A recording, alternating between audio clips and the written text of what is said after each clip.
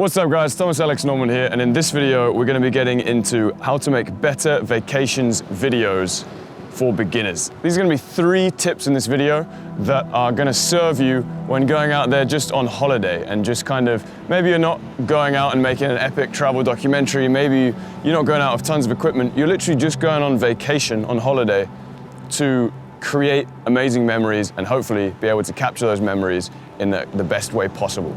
So these are 3 tips that are going to get you started moving in the right direction. This video, I'm making this because of a comment from Sandy. Would it be possible to make a video for complete noobs who just bought a camera so they can just take better photos and videos just for themselves on holiday? I love your helpful videos, but I know when I'm on holiday, I forget most of the tips or won't stay in one spot long enough to apply them. Thank you. And then actually my little sister, who's going traveling in a week basically, messaged me saying, I second this comment, so this video is also for you, Lilia. These are tips that you won't forget, Sandy, because there's 3 is very clear, and also you don't need to be in one place for a super long time to apply them. You can kind of not let your filmmaking get in the way of your holiday. Okay, tip number 1 is to make sure you film less and instead film all-in-one shots. I'll explain all-in-one shots in a second. First, you've heard me say it a million times, when you go on vacation, don't film too much. It's the number 1 mistake. You will film literally everything. You'll spend way too much time filming, number 1, and you won't enjoy it as much because you'll be living like this instead of looking at it. And the other thing is that you have so much footage that probably isn't very good, that's just going to be horrible to edit and go through, and you probably will never edit it and actually make a video out of it. Instead, film all-in-one shots. What that means is to select your shots slightly more carefully and just be aware of what you're shooting. So be aware of what are the moments in your trip that you really want to highlight, that you really want to capture, and just get them. An all-in-one shot is as follows. Basically, if for example I'm here and I'm trying to kind of, right now I'm in this kind of like palace in San Sebastian on these, it's got these really nice like grounds, this lawn, and then the sea in the background. So what I could do is kind of film the sea and the beach, and then in the same shot maybe film the palace and maybe this kind of lamppost, and I'm kind of getting everything, filming a bit too much and not really getting anything decent or stable or anything like that. So instead what I need to do is think very carefully about where I'm going to position myself. So instead what I can do is come here, choose my spot a bit more carefully, and what I have in front of me is a lamppost, the bench, some of the park, and then kind of island looking thing with the sea and the coast. So I've kind of got an all-in-one shot here. I've got the stuff I want in the foreground, this kind of like palace look with these nice parks, and then I've got the sea and the coast in the background. So I'm kind of getting it all in one, and what I can do as well is get a bit of movement in there, and that's going to kind of emphasize the foreground and background element, because the foreground is going to be moving across the background, and that looks really nice. I might try another shot here where I'm kind of going pushing in, because these push-in shots always look super nice. Just kind of give myself options in the edit, because once you've selected your shot very carefully, what you can do is play around with that shot. You can get a couple of different movements in there.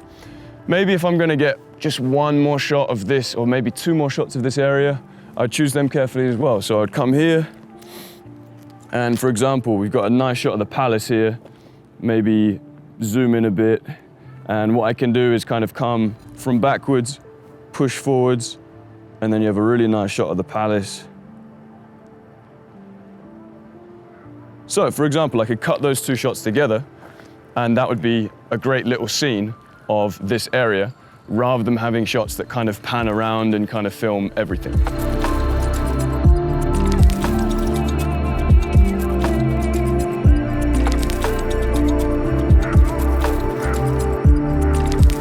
Okay, tip number 2 is to film people over places. And the ideal situation we'll talk about in just a second.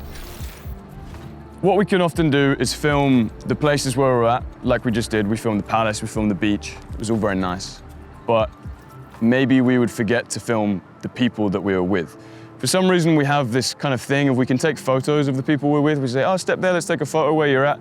But when it comes to video, we're a bit awkward about it. So what might happen in a lot of situations is that we'll have all the nice scenery when we're going on the day's adventures without any of our friends or family in it.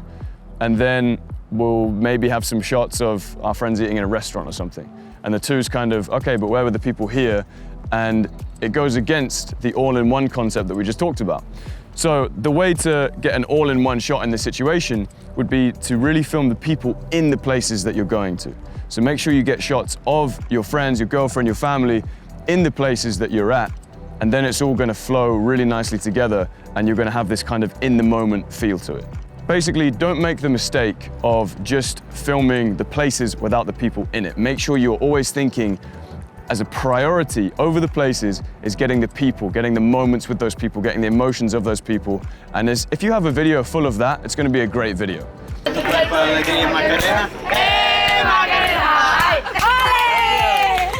If you just have a shot of the places where you've been, it's going to look a little bit dry, a little bit emotionless, especially if it's a video of your holiday that you shared with the people that you love. All right, tip number 3 is film the story. Have the story in mind. What that means is basically thinking, where am I now? Where was I before? Where am I gonna go next? If not, it's not the worst thing in the world, but you're just gonna kind of get a highlight reel of just like place, place, place, place, place, and you're gonna be in loads of different places, and it's gonna kind of look a bit jumpy and could look quite random.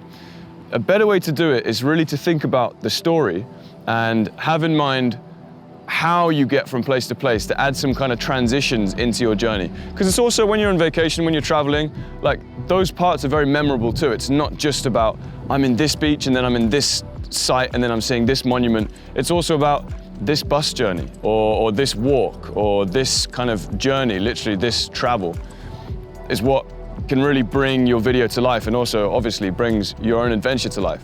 So what you need to think is where you're going and think about that journey. So for example, we've just been up in the palace, now we're down on the beach. Instead of just filming palace and then beach, what we've done is I got a shot up there of I was kind of looking down at the beach and moving towards it as if that's where we're going.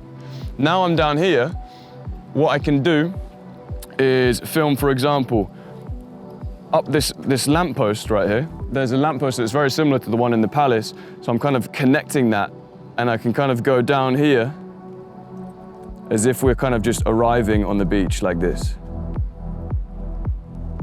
So that's a really nice way to kind of literally kind of come down and then showing we've came from up there and now we're down here. And then we could get another shot, for example, of these nice leading lines here. And just to kind of cement the fact, here we are now on the beach. Ideally right here, you would have your friends, family, whatever around you, and you'd be filming in this style, but them actually doing things. That would be the best way to do it.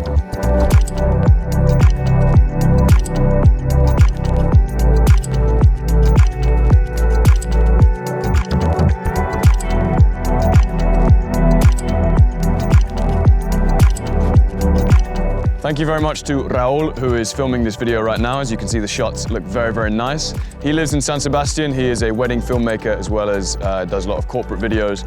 So he lives here, but he also travels around the world for work. So if you want to contact him, his website is in the link in the description. As well as my list of gear. If you guys want a free gear list with all the list of gear that I use, as well as the gear that you could use as a beginner, then check that out. That's in the description below. Just enter your email and I'll send that straight over to your inbox.